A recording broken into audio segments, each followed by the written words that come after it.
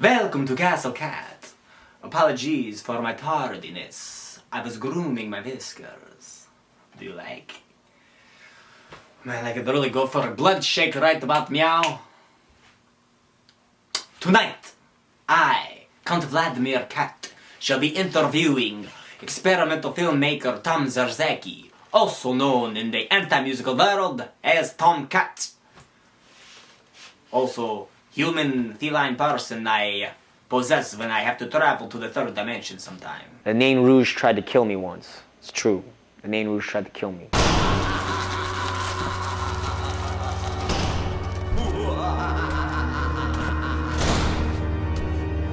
Now, Castle Cat, you've entered into your own terrible tenebrae tales to horrible Halloween noises, sending shivers down your shuddering spine, spiraling your mind into complete madness.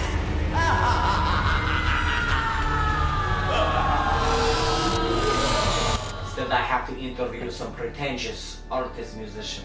Tom, thank you for taking the time out of your schedule to journey to Castle Cat. No problemo, Count. It's rare to be here in your lovely psychotic castle. I appreciate the thousands of cats you got roaming around out front. I hope they're spayed and neutered, though. Well, the ones that aren't relatives are, myself included. I do not desire any kittens myself. Too many kittens running into traffic throughout every city I have gone to, getting hit by car. Feel you on that, meow. Not too cute in that way. I love what your interior decorator's done with the place.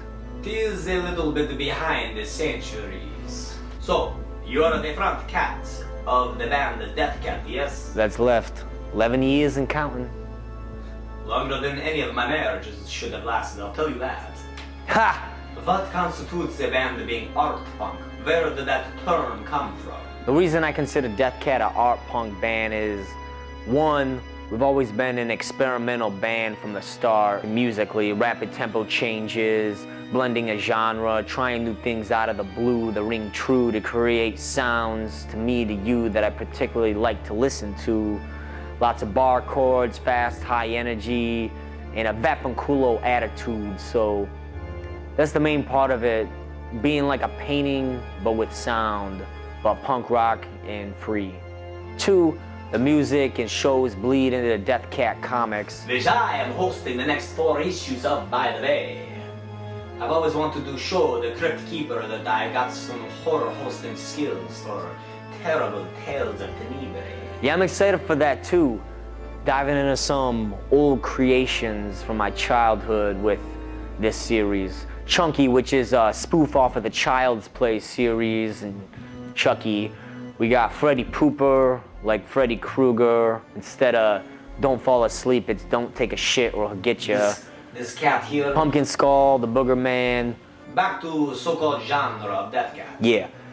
Three, the music and shows are like performances themselves that tie into the comics, the films, the paintings, the fashion, the merch, and all the other stuff. So that's all different types of art that's part of the Death Cat experience. Also, we got a live painter in the band. We're kind of too artsy for a lot of the punk rock scenes, and we're too aggressive for a lot of the art scenes, it seems like. But it's all art as far as I'm concerned. Speaking of existence, you tried to destroy existence once, yes? For the love of Bog. There was a transition of realities. Back then it was a different dimension. I saw my own death at the time, and then a final death between 2009, 2011. You need not tell me I'm the changing of dimensional reality. Triculania does not even exist in your third dimension. You should see the look on humanoid and other creatures' faces when I tell them where I am from. It gets old telling them, I tell you, man. Yeah, humans don't grasp things very well, it seems, or they don't want to listen. So the album Anti-Existence was originally going to be called Nihilistic Love Despair.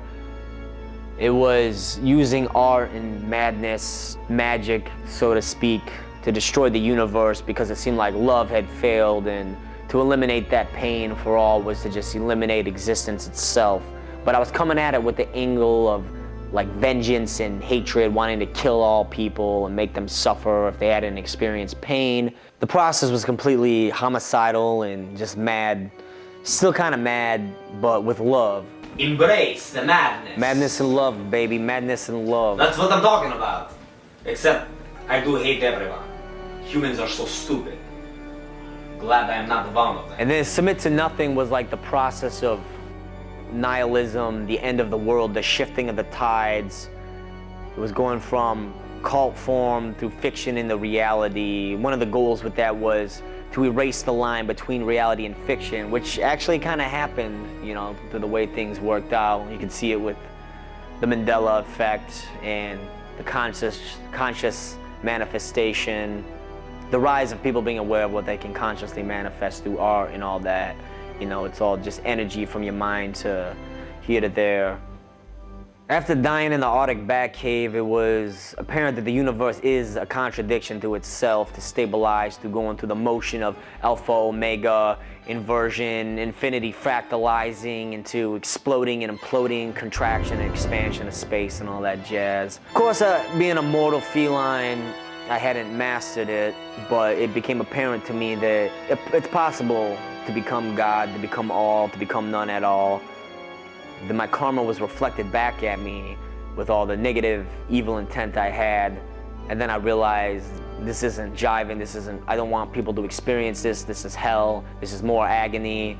The only way to get back to zero for nothing is like you have to balance it out. We need healing, we need compassion, we need, you know, we're here in this mess as separate entities to help each other, not to push it further into trapping ourselves here through suffering and murder and all that.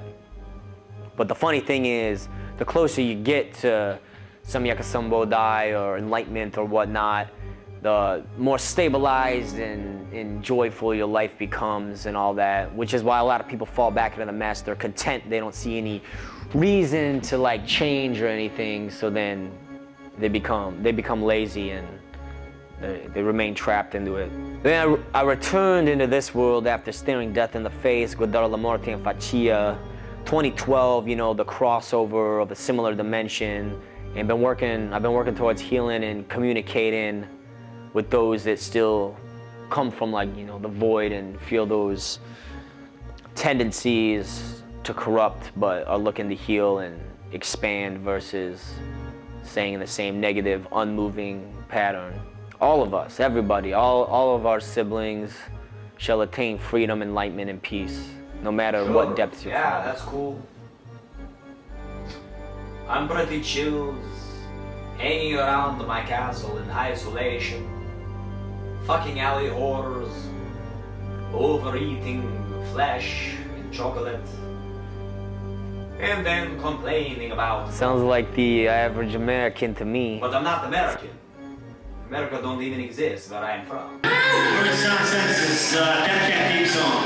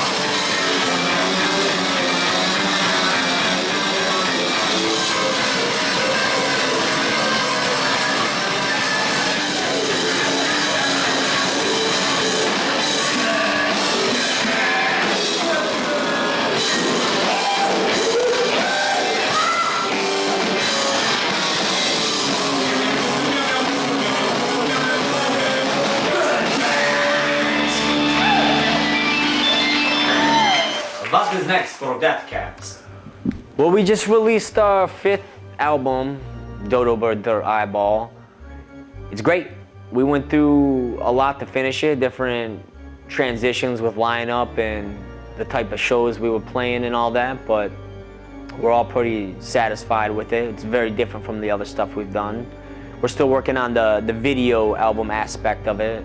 Then we got like 5 other albums in the work. Holy shit, that is a lot. Probably more than anybody even cares about. How the hell do you do that? Well, since we've been working in like concept form, things take like a different flow, but I'm realizing you can't force things. I've never really forced things anyway.